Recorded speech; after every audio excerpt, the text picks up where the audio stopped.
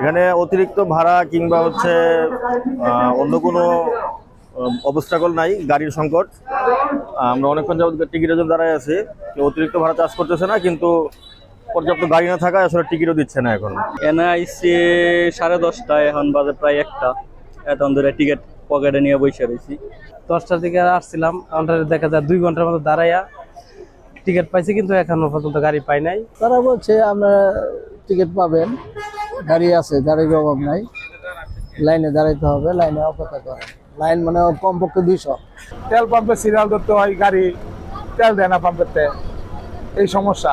আপনার স্ট্যান্ডে আবার হালকা পাতলা কিছু জাম আছে, জামের কারণে গাড়ি ঢুকতে পারতেছে না, যাত্রী আছে স্ট্যান্ডে।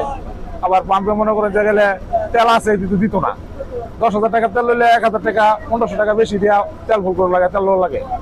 যাত্রী যাও তো করা কিছু নাই ভাই, রাস্তায় দাম, গাড়ির মতো দামকে চাউন লাগবো।